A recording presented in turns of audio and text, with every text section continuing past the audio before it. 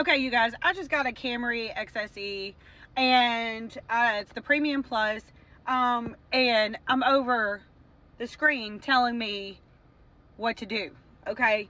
It keeps telling me to sit up. It can't see my face. I'm like, what? I'm sitting here. It keeps telling me to pay attention. I'm paying attention. Like, what is going on? Stop telling me what to do. How do I turn this off? Please. It's driving me nuts. I pass 8 flock cameras on the way to my kids' school. 3 gas stations, 2 stoplights, but 8 flock cameras. I live in a rural county. I'm passing more surveillance cameras than I am businesses. That's insane. So yeah, surveillance state, coming to a rural county near you. These clips show real pressure, not one secret plan. We'll separate what is documented from what only sounds convincing online. I feel like everybody is having a hard time right now, like even the stable people. I personally am having like an identity existential crisis, but even my stable friends are like shutting down their Instagrams, like closing down their Facebooks, even if it's just for a month. I know stable people who are like losing their minds at night. Finances, government, data centers, AI, like the future. I think we're actually all collectively freaking out. Am I alone with that? If you were raised in the 80s and 90s, how are you adjusting now? 2026, how do you feel? I'm not even gonna lie. Some days I'm not well. To think about then and think about now and know that it'll never be the same, it's something. I can remember the late 80s going to the movie theater. Me, my mama, my cousins, and my aunt. 10, 11 of us, right? One of them pull out a $50 bill, hand it to the cashier.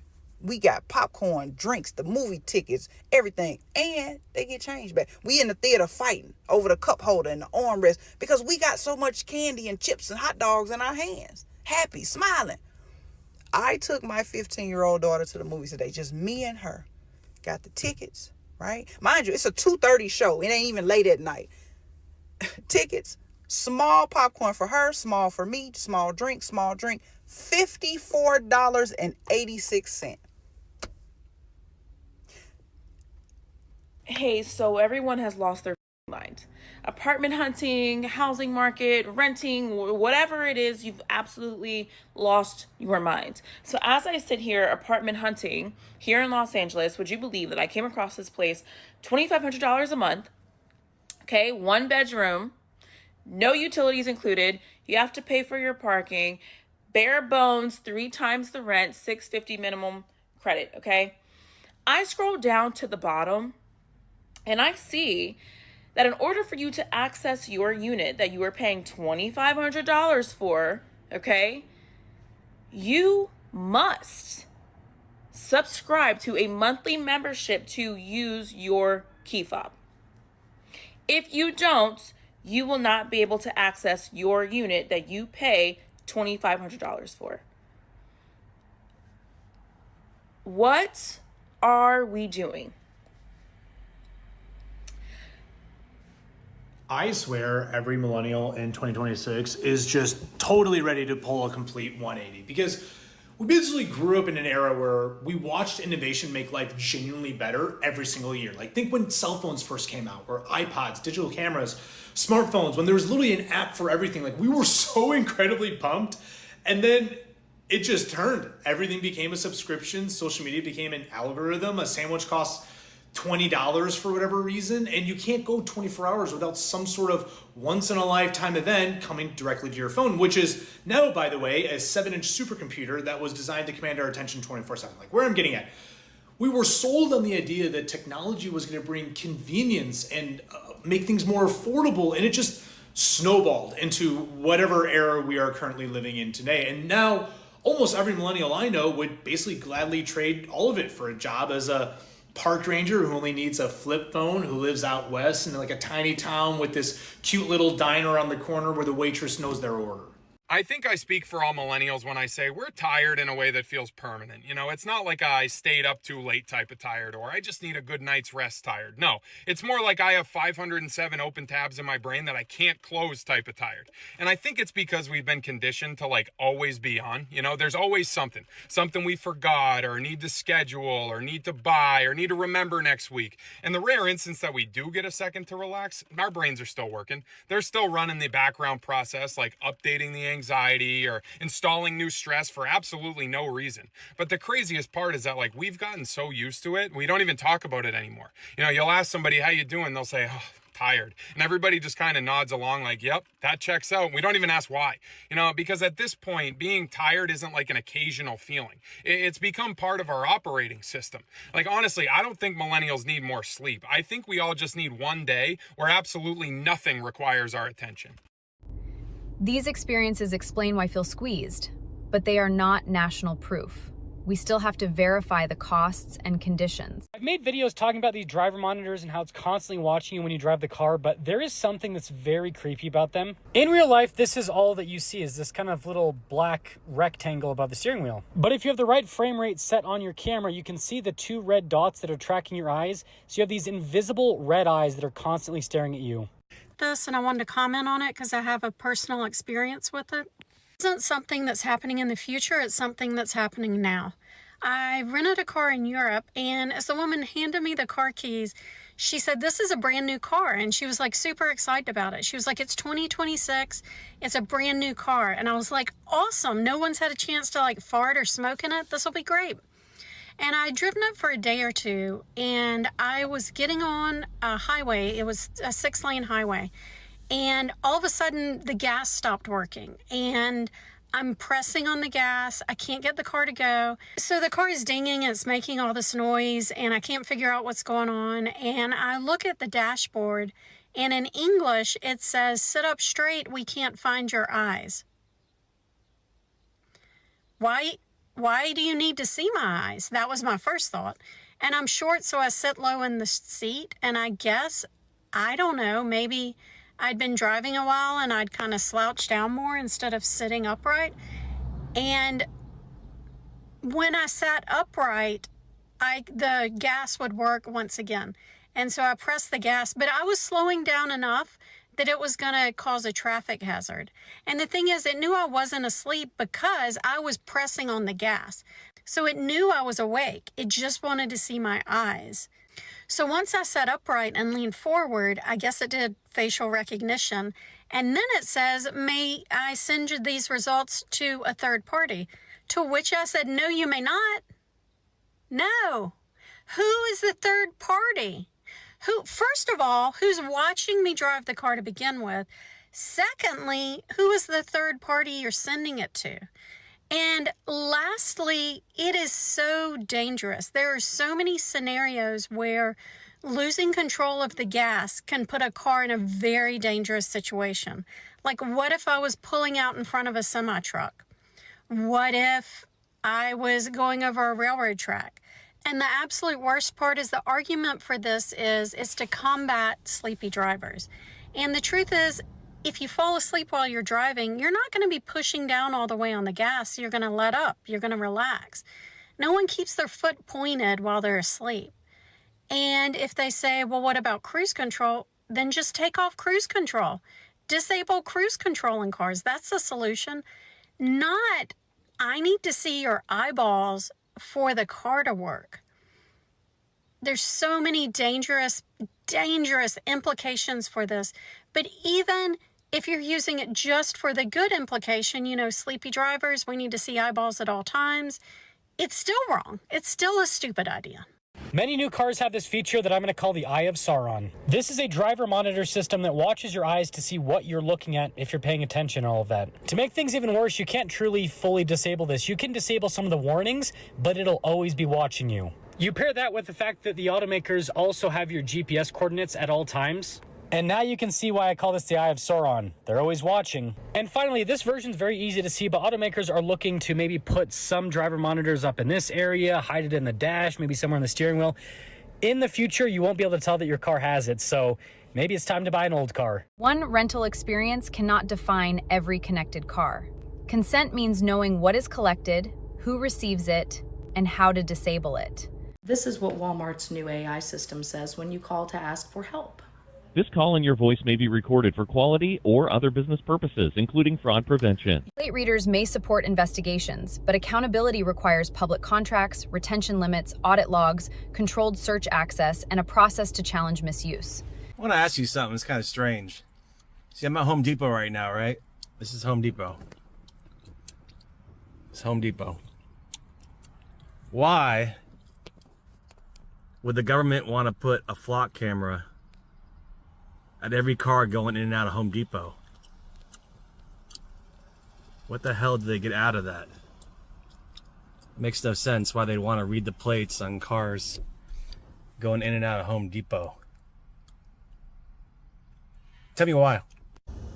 Flock cameras are not just crime deterrents. They are watching you, they are logging you, even if you do not commit a crime.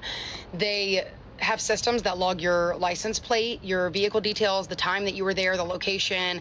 They can catalog your make, model, color, bumper stickers, roof racks, even visible damage to your vehicle down to scratches and dents. And then they store that data in searchable databases used by police and other three-letter agencies across the country. That is not just crime prevention. That is mass surveillance being marketed to us as safety. Well, don't do crime and you'll be okay. You are thinking way too small. You are quite literally still inside of the box. You trust the government with a permanent surveillance network? Freedom means being left alone by the state unless you have actually done something, not being tracked just in case. And something that absolutely baffles me is the fact that the CEO of Flock Safety has already compared people exposing the camera locations and criticizing these systems to terrorists and Antifa. That should alarm everyone. That is how civil liberties get eroded. First by labeling dissent as dangerous, then by expanding surveillance in the name of security, right? And before I show you what a flock looks like, let's talk about my own city. If these cameras are just harmless crime deterrents, why is Louisville, Kentucky fighting so hard to keep their location secret? Louisville has deployed over 200 plus city-owned flock cameras, and police also have access to hundreds more shared cameras from businesses, HOAs, universities, other entities across Jefferson County. Around 600 cameras total that the government can tap into. Metro officials and LMPD have refused to publicly disclose exact camera locations. Earlier this month, Louisville Metro Council voted down a proposal that would have required the city to publish these locations online. They love to say, if you're not doing anything wrong, then you shouldn't care. Okay, uno reverse. If you're not doing anything wrong, why do you care that we want to know where they are? Why are you hiding the cameras? I live in the West End, so I'm actually going to walk you to the flock closest to my neighborhood so that you can see what mass surveillance looks like right here at home. Okay, so this is a flock camera at the corner of Dixie Highway and Dumenil Street in Louisville. Most people drive past this and never think twice, and that's the point. Surveillance works best when it feels normal and when it feels invisible. We're told not to worry about facial recognition or expanded tracking, but we have no proof that they won't do that or that they haven't already. The issue isn't just what they claim that the cameras do today, it's what these systems can become once the infrastructure is already everywhere. Flock cameras reduce crime, police reduce crime. You know what else guarantees reduced crime? Paying people enough to survive instead of poverty wages. Housing and rent prices that don't keep people paycheck to paycheck. Healthcare that people can actually afford. Education that creates opportunity for young adults, treatment for addiction and mental health, the kind of stability that keeps people from desperation in the first place. They would rather monitor poverty than end it. Oh, well, there's no expectation of privacy in public. Being seen in public is not the same as having your movements logged, stored, analyzed, retraced, all to be sold to a private surveillance network. We recognize that persistent tracking can become harassment or stalking when individuals do it. So why is mass automated tracking suddenly acceptable when these corporations and the government does it? So we're currently awaiting the rollout of a terrifying upgrade to surveillance tech in cities across the United States. Flock Safety, the police technology company, is rolling out a new and troubling product the detection of human distress via audio. Flock has been promoting Raven, their version of acoustic gunshot detection. These devices capture sounds in public places and use machine learning to try to identify gunshots and then alert police. We say try because these mics often misinterpret car backfires and fireworks as gunshots. Now these microphones apparently will be alerting police whenever they detect what the machine believes to be human voice in distress. It's unclear how this tech even works. It's also unclear how these devices will be interacting with state eavesdropping laws that limit listening to or recording the private conversations that often occur in public places. Gunshot detection technology is dangerous enough as it is. Police showing up to alerts they think are gunfire only to find children playing with fireworks is a recipe for innocent people to get hurt. And this is not a hypothetical. In Chicago, a child really was shot at by police who thought they were responding to a shooting thanks to a shot spotter alert. Introducing a new feature that allows these Raven microphones all over cities to begin listening to human voices in distress is likely to open up a whole new can of legal, civil liberties, and even bodily safety consequences. Cities now have one more reason to cancel their Flock contracts before this new feature violates civil liberties and puts people in real. EFF criticized Flock's proposed human distress feature. Flock later said the pilot was removed. Responsible reporting includes both facts and what changed. If you all have heard about Flock cameras, I want to show you. This is a Flock camera. You can see the little Flock logo, the solar panel thing. That is what a Flock camera looks like. And here it is from a different angle. These things are reading license plates and recording the data and sending it to your local police department. So if you see anything like this popping up, there's another one over there, there's one right down the street here, just know those are Flock cameras. It isn't a joke. They literally want to put a mini data center on everybody's home. And the way that they're selling this to people is, wait, you'll only have to pay one flat fee of about $150 a month for Wi-Fi and electricity.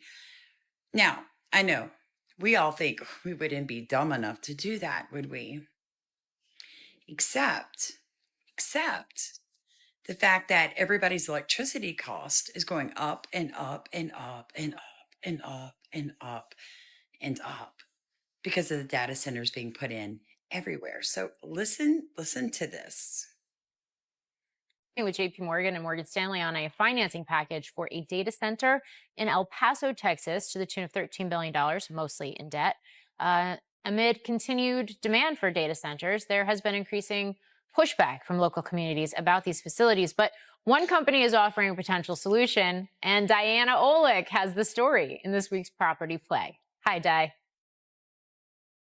Hey, Morgan. Yeah, it's an unlikely partnership. Span, which is a startup that makes smart electrical home panels, is teaming up with NVIDIA and Pulte Group, a major U.S. home builder. Span is now making small fractional data centers, they call them nodes, that can be put on the side of residential homes. So the idea is to take advantage of unused electrical capacity on local grids, which the Span smart panels find. Now, a network of these nodes talking to each other across the country is the equivalent of a mid-sized traditional data center. So these could actually negate the need to build as many of those huge data centers. Hyperscalers and AI cloud providers just tap into the node network like a regular data center. Now, Span collaborated with NVIDIA using its technology in the system. Span claims it can install 8,000 of these units about 6 times faster and at 5 times lower cost than the construction of a typical centralized 100 megawatt data center of the same size. Now, Pulte Homes is in on the early testing phase, looking at the capabilities and economics of these nodes, which have already been deployed in a handful of communities. Okay, so why would a homeowner want this? So well, we pivot because left they would just they have to pay pivot right. one flat We fee don't for want electricity huge data and centers Wi-Fi, sucking up which the fresh Span water, said would be roughly about polluting the air. $150 total. So a Right? lot We don't less want than that. probably your usual. Residential data centers are a proposal, not a nationwide outcome. The pilot is real, projected speed, savings, pricing, and community impacts remain unproven. Convenience without clear consent creates distrust. Ask who controls the data and who pays. Like, subscribe, and tell me what to investigate next.